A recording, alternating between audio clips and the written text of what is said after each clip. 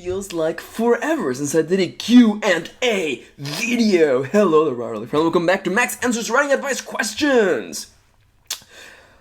On today's episode, we have a rather interesting collection of questions. Once again, I have rolled the dice. The random number generator, the RNG, has selected 3 questions sent by viewers like you. As always, if you have writing questions, leave them in the comments down below. It's all selected randomly. You are as likely to get picked as anyone else. Isn't that fairness?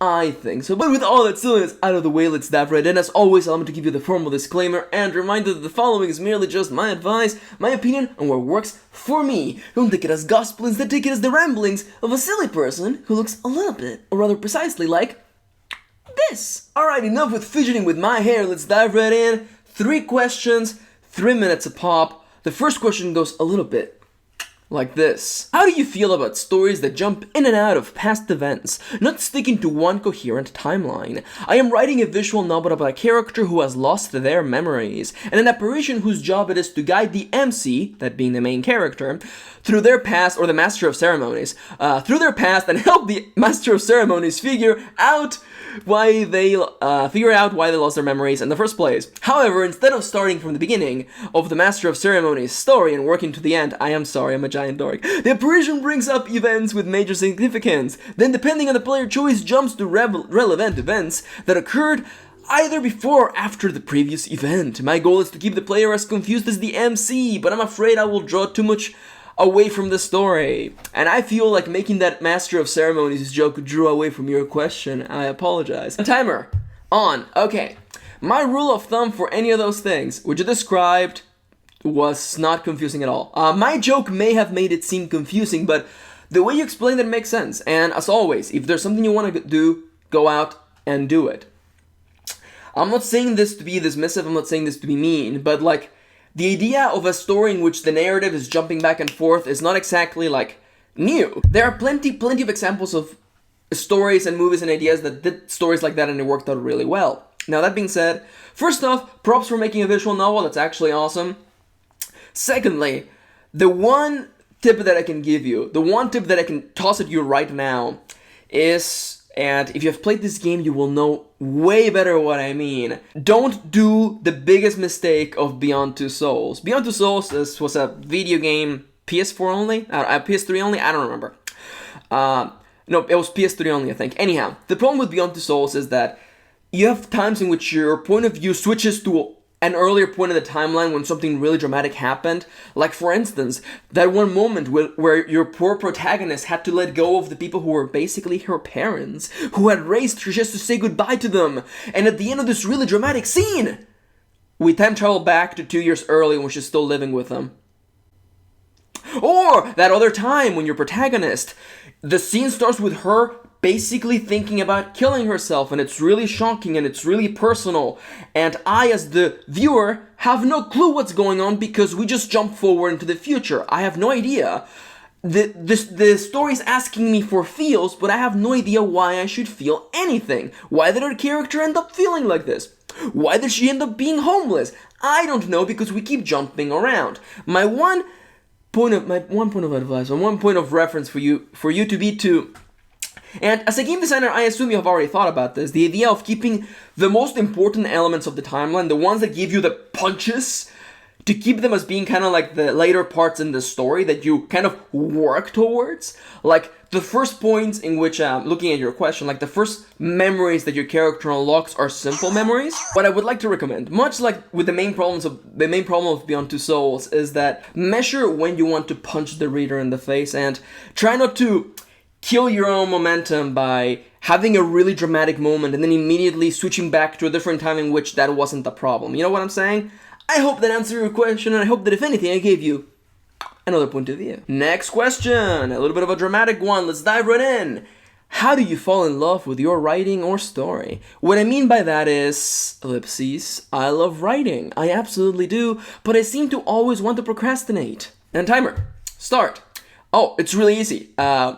Get a really sucky job. Get a really sucky job that you hate, that drains your soul, and work there for like 3 years. That ought to inspire you to write. And I hope it doesn't come off as being condescending, but like, I remember like being in high school and like not like having passions but not really pushing them because I thought I would have all the time in the world to dedicate to them. And then I got a really sucky job at the Death Star, totally not the Death Star, and I would spend like 12 hours a day working, and it just completely killed me emotionally. And there came a point where I was like, wait a minute, no, I love writing. I don't want to be doing this. I want to be doing writing instead. How do you fall in love with your writing and your story? Have fun. Just honestly have fun. The biggest thing, and the thing that every writer has to get through, is disabling all of those walls. All of those walls in your mind that are like, what are people going to think of me? What are people going to think of me if they read the story like this? Am I going to be successful? Blah, blah, blah, blah, blah, blah, blah, blah, blah, blah. Just have fun. Seriously. Just have fun with the writing. Write whatever excites you. No matter how weird it may seem to you, write it and have fun. You have the ability to create whatever you want. Within the boundless power of your imagination, you can forge imagination into any story you want. Have fun. Claim it. It's yours. No one can take that away from you. I guess there's an element in me that I enjoy my stories because I revel in the fact that I was able to make them without limitations, without worrying about anything. As the maker of the story, I have unlimited budget and unlimited casting and unlimited special effects. I can do whatever I want. And I look at these stories with my weird characters and my weird settings and my weird worlds, and I think to myself, yeah, I made this and nobody could stop me. That's part of it. I also really do love my characters. I'm a sucker. I'm a sucker for frowny face characters, people who with dark paths trying to become better people. I love people like that. Find the sort of characters you love, the sort of stories you enjoy, and just write. Seriously, just do it. It's one of those things where, like, I guess you have to have a traumatic experience to learn to appreciate the time that you have. I wish you don't have to do that, and I hope that you don't have to do that, but, claim your writing. Just have fun. It's your medium. It's your window, your pocket dimension into a place that only you, and only you could have found. Claim it. Have fun. And with that mildly dramatic question out of the way, let's move on to the final question of today's Q&A answer-a-thon. This is not an answer-a-thon. Today's video.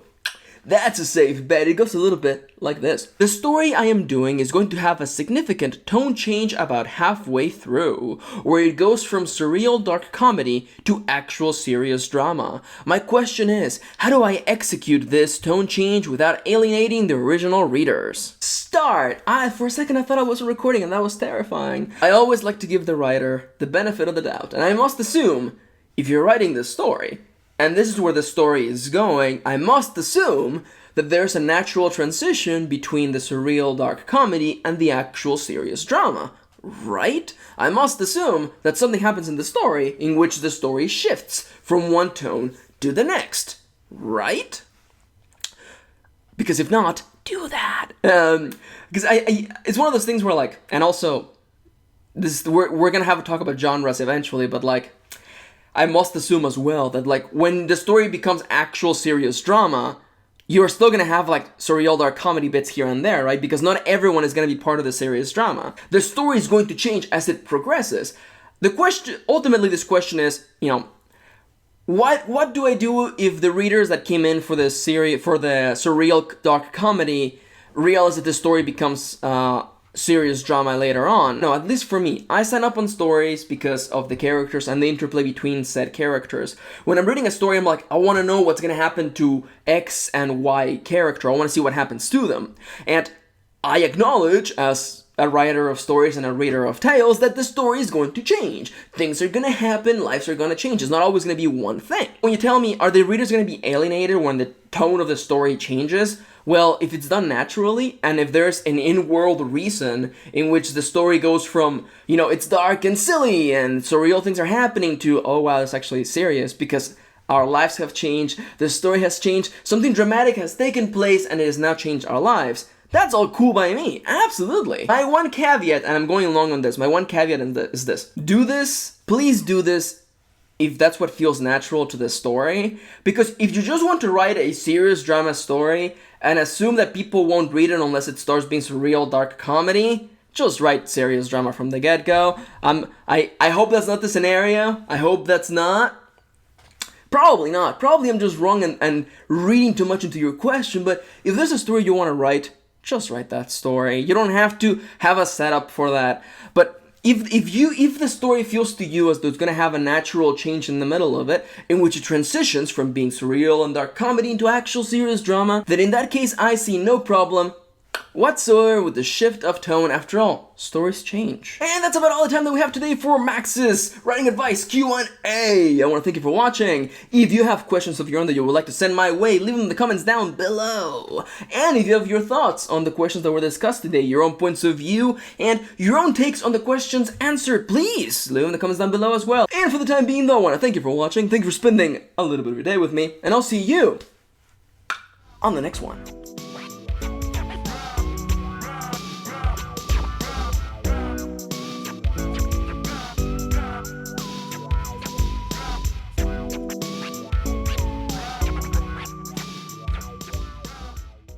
You just got David caged! Oh, God.